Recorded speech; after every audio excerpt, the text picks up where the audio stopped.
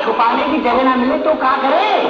Sir छुपाने के लिए मजबूत जगह ढूंढो, कुछ ना अगर दिखे तो बन जाओ गुरु, बन जाओ गुरु। जब बादल की गरज सुनाई दे और आसपास कोई मजबूत छत वाली जगह न दिखाई दे तो तुरंत कान पर हाथ रखकर और एड़ियों को जोड़कर बैठ जाएं और ध्यान रखें एड़ियां जुड़ी हुई हों। बिजली का खतरा ऊंचे पेड़, बिजली के खंभों, तारों और पानी में ज्यादा होता है, इसलिए इन सब से दूर रहें। तैयारी में ही समझदारी। राष्ट्रीय आपदा प्रबंधन प्राधिकरण द्वारा जनहित में जारी। विद्यालय आपदा प्रबंधन समिति सदस्य आदर्श मध्य विद्यालय तुलसीगंज जिला किशनगंज से हूँ। मुख्यमंत्री विद्यालय सुरक्षा कार्यक्रम सुरक्षित शनिवार का आज का विषय वज्रपात के बचाव के बारे में है। मैं वज्रपात के बचाव के बारे में कहना चाहता हूँ कि वज्रपात के समय पक्की छत के नीचे चले जाएं, खिड़की के कांच, स्टील की छत, गीले सामान और लोहे के हैंडलों से दूर रहें। वज्रपात के समय यदि पानी में है तो तुरंत बाहर आए। सफर के दौरान अपने वाहनों के पीछे चढ़ा कर रखें। मौजूद छत वाले वाहन में रहें, खुली छत वाले वाहन में न रहें। धन्यवाद।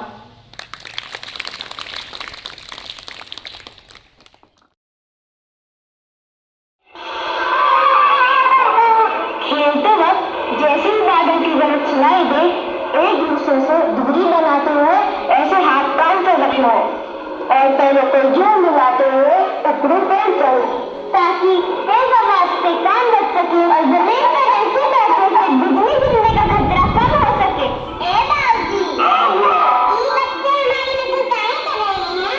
नकल नहीं है, बिजली के बहुत करीब होती है तो उससे बचने का तरीका है। अब तुम सर मत खाओ, जल्दी की तरफ भागो। जब बादल की गरज सुनाई दे और आसपास कोई मजबूत छत वाली जगह न दिखाई दे तो तुरंत कान पर हाथ रखकर और एड़ियों को जोड़कर बैठ जाएं और ध्यान रखें एड़ियां जुड़ी हुई हों। बिजली का खतरा ऊंचे पेड़, बिजली के खंभों, तारों और पानी में ज्यादा होता है, इसीलिए इन सब से दूर रहें। तैयारी में ही समझदारी।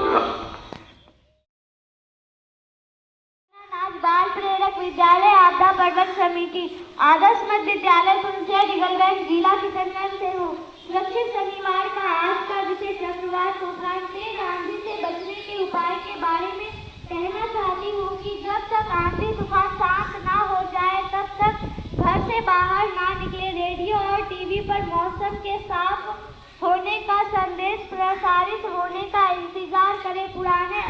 पुराने और क्षतिग्रस्त भवनों और पेड़ों के नजदीक आश्रय लेने से बचें।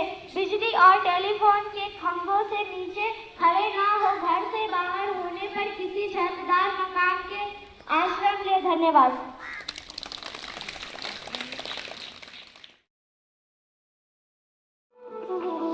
अरे वाह, सचमुच बरसात के दिनों में तो गांव के खूबसूरती में चार चांद लग जाता है। और बाकी चांद से ठंडा का तो ग्रहण लगते रहता है। बाकी तुम दोनों मुर्गा क्यों बन गए भाई? अरे मुर्गा नहीं बाबूजी, ये ठनका यानी वज्रपात से बचने का उपाय है। मतलब ये कि वज्रपात के समय आप लोग एक समूह में खड़े होने के बजाय अलग-अलग दूर खड़े हो जाइएगा। और अगर खेतों में काम कर रहे हैं तो घबरा कर इधर उधर भागने के बजाय सूखे पेड़ पर चले जाइए और अपना पैर के नीचे सूखी लकड़ी, प्लास्टिक, बोरा या फिर सूखा पत्ता रखिए। उसके बाद दोनों पैरों को आपस में सटा लेना है, फिर दोनों हाथों से कान को बंद कर लेना है, फिर बिल्कुल नीचे की तरफ झुका लेना है। इससे तो अच्छा होता कि हम लोग दोनों कान बंद करके जमीन पर सूख जाते। जमीन पर तो सुतना ही नहीं है, ऊंचा गाछ, जलाशय, पोखर और टेलीफोन या बिजली के खंभा के नीचे भी खड़ा नहीं होना है, काहे कि बिजली को अपना तरफ आकर्षित करता है। हो सके तो जल्दी से जल्दी पक्का मकान या छत के नीचे चला जाना है। और हाँ, टेलीफोन या मोबाइल का इस्तेमाल नहीं करना है। आलू धातु वाले छाते की जगह लकड़ी के डंडे वाले छाते का इस्तेमाल कीजिए। और अगर वाहन में है तो सफर के दौरान वाहन में ही रहें और घर में बरामदा, खिड़की और दरवाजे से दूर रहें। बिजली के उपकरणों का उपयोग नहीं करना है और बिजली के उपकरणों को बिजली के संपर्क से हटा देना। ठनका के मामले में मृत्यु का तत्कालिक कारण हृदयघात, इसलिए अगर व्यक्ति के शरीर में विद्युत का प्रवाह न हो तो उसे तुरंत संजीवन क्रिया प्राथमिक चिकित्सा देनी चाहिए।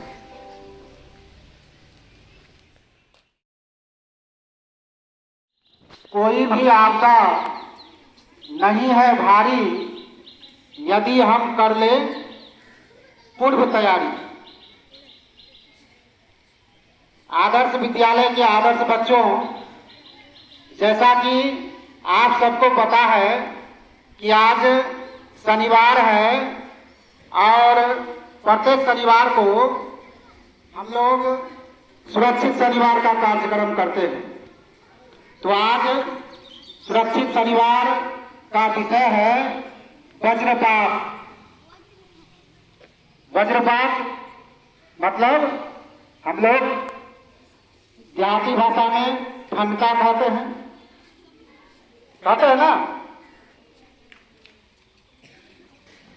और आंधी तूफान से होने वाले खतरे और इससे बचाव के संदर्भ में जानकारी प्राप्त करना है। अभी का मौसम इसी मौसम में इस तरह की आपदा आती है, तेज आंधी या तूफान इसी मौसम में आता है। आंधी और तूफान के साथ वज्रपात की भी घटनाएं होती है। आप लोग अक्सर सुनते होंगे कि वज्रपात या ठनका से लोग मर जाते हैं, मृत्यु के काल में चले जाते हैं। अक्सर ऐसा आप लोग सुनते होंगे। यही परसों की बात है, वज्रपात से एक साथ जो है 15 या 16 व्यक्ति वज्रपात से मृत्यु हो गया बंगाल में। तो इसे बचने का उपाय हम लोग को जान करके रखना है, ताकि उससे हम निपट सके। मान लेते हैं आंधी आ गया, तूफान आ गया, तूफान के साथ मेघ गरज रहा है, ठनका या वज्रपात हो सकता है। तो इस समय को प्रयास करेंगे कि हम किसी सुरक्षित स्थान में रहें, कोई मकान में जाकर के अपना आश्रय ले लें। अगर मान लीजिए खुले में है, कहीं अगल बगल में मकान नहीं है, तो क्या करना है, आप लोग को मॉक बताया गया। आप भी इधर आ जाओ। तो मॉक में कैसे कैसे मॉक आप लोग को अभी कराया गया ना, कि अगर मान लीजिए खुले में है, कहीं आश्रय लेने का जगह नहीं है, तो वज्रपात एक पूरा गरज रहा है, वज्रपात होने की संभावना है, तो क्या करना है, तो सबसे पहले जो है दोनों एड़ी को एक साथ कटा लेना है। कोशिश करना है जो हम खड़े हों, कोई प्लास्टिक पर खड़ा हो जाए या सूखा पत्ता पर खड़ा हो जाए या सूखी लकड़ी पर खड़ा हो जाए,